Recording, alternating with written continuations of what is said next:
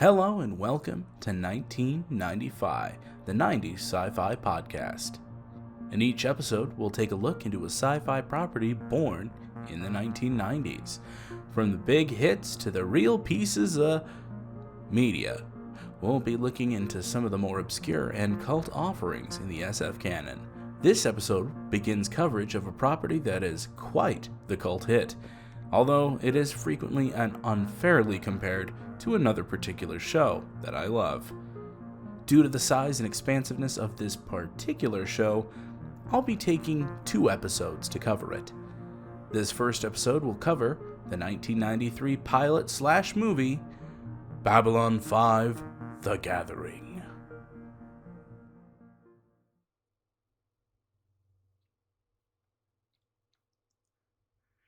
It was the dawn of the third age of mankind, 10 years after the conflict known as the Earth-Minbari War. To prevent another war, the Babylon Project was formed, in an effort to promote peace and cooperation. This would be accomplished with a neutral station constructed in neutral space.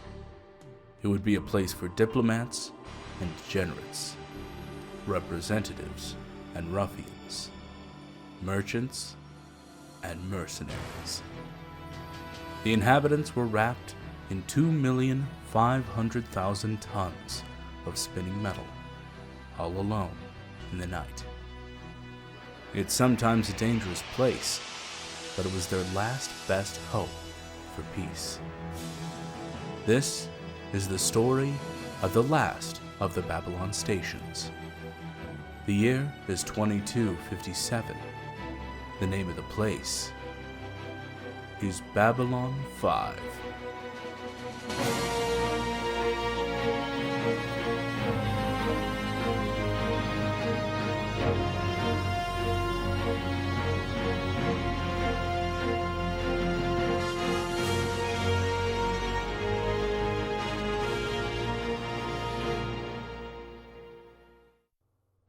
If someone were to ask you what Babylon 5 was in a nutshell, that'd be the most succinct way to summarize it.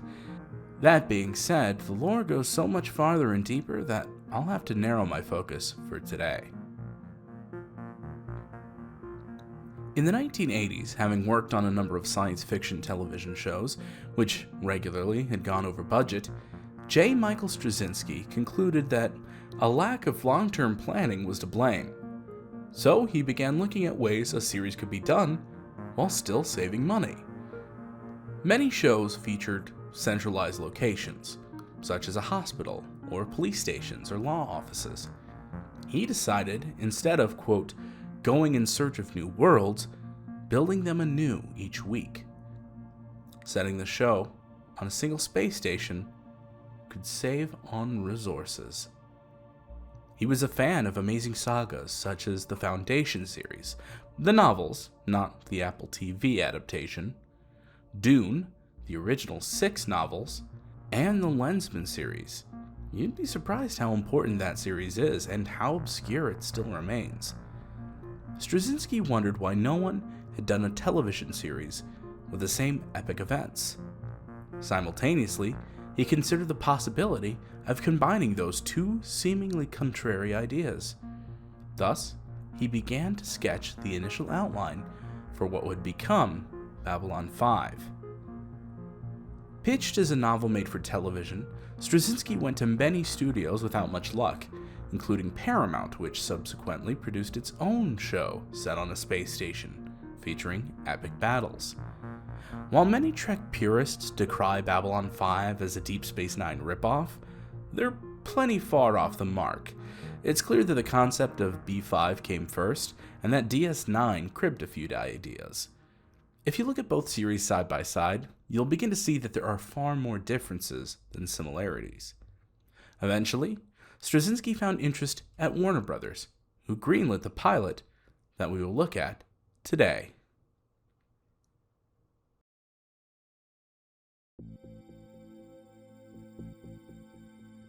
Act 1.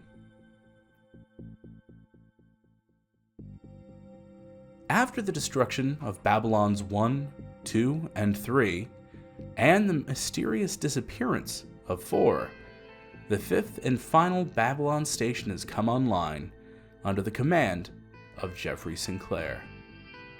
The crew awaits the arrival of the 4th and final alien ambassador, Ambassador Kosh, from the Vorlon Empire, a mysterious race that few have seen and even fewer believe exists.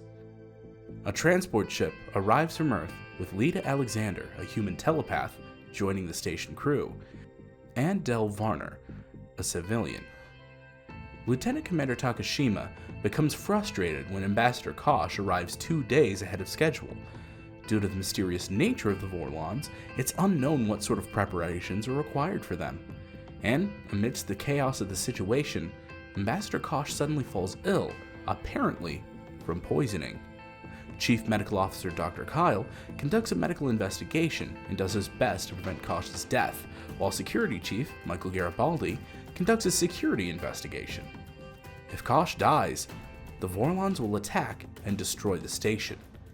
Thus, the crew persuades Lita Alexander to perform an unauthorized mind scan on the unconscious ambassador. As she conducts the scan, Lita sees Commander Sinclair poisoning the ambassador, accusing Sinclair of attempted murder. A meeting of Babylon 5's council, made up of delegates from all 5 races, resolves to extradite the commander to the Vorlon homeworld for trial. Sinclair is told that he'll be deported in 12 hours.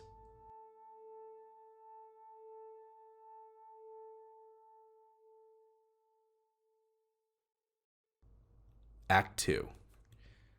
Garibaldi suspects that Del Varner might have been involved in Kosh's poisoning. Unfortunately, he discovers Varner dead in a fish tank.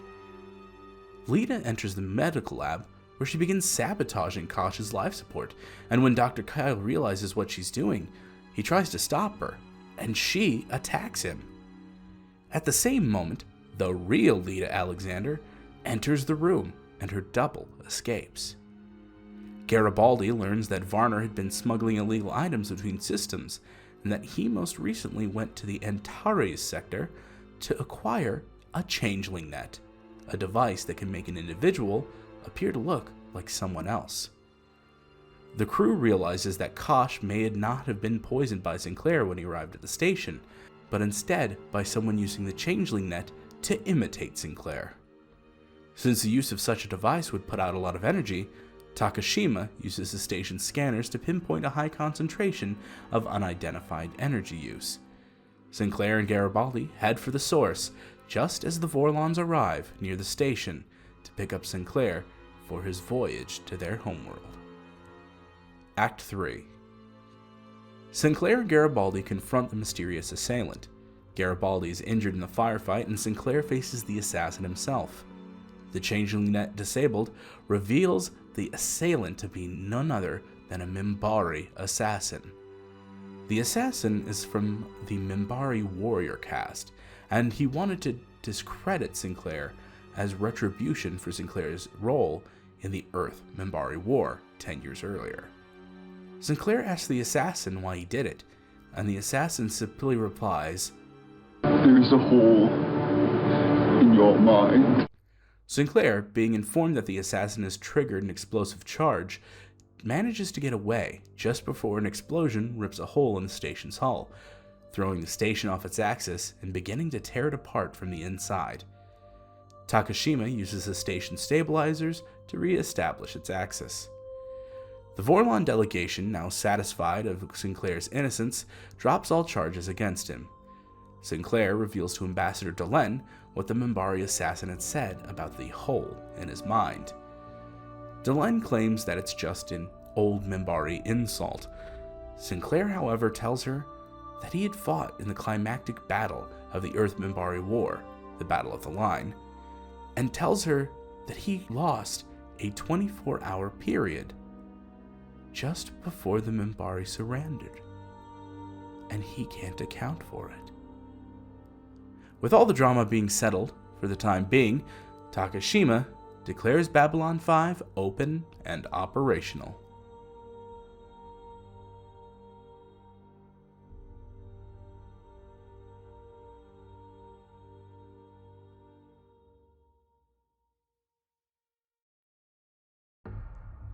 I left a couple of characters and plot points out of the summary for the sake of focusing on the main plot, though admittedly some things will reappear much later. Notably, two of my favorite characters were not mentioned here, but they will get their due in the discussion of the cast in part 2 of this retrospective. The Gathering is certainly a product of its own time. Originally airing in February of 1993, it was later re-aired with music provided by Christopher Franke of Tangerine Dream fame, and re-recorded dialogue from Londo Mollari, one of the two characters that I will discuss more later. The VFX for the time were outstanding for a television show, with most of the work being accomplished on the infamous video toaster hardware. The cinematography certainly gets the job done, but the real star here is the lighting. For a pilot film, there was a larger budget than would be seen in the rest of the series. Thus, a more specialized company was hired for the lighting. Incredible effects such as the Vorlon ship entering the port and the copious amounts of neon in the Zocalo are real highlights. Feedback, however, stated that the pilot was quote-unquote too dark. Not in content, but in a lighting sense. Personally, I really love the realistic lighting scenarios. To me, the pilot makes the station and every situation feel way more grounded, whereas the series is lit as a whole so brightly that you never quite feel like you're there with the characters. It feels more like you're watching something on stage. As with most things in Babylon 5, as you'll come to know, things don't just happen without a reason.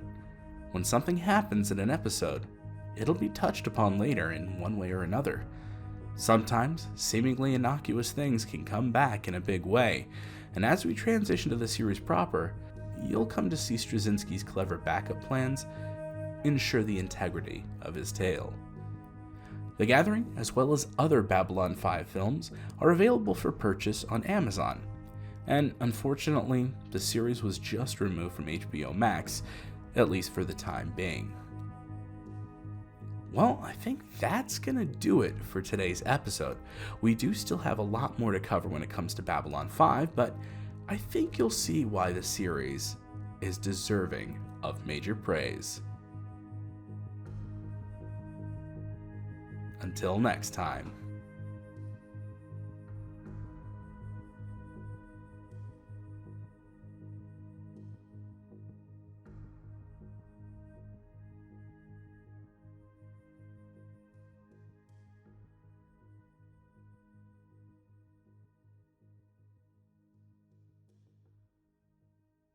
I'm Commander Sinclair. Welcome to Babylon 5.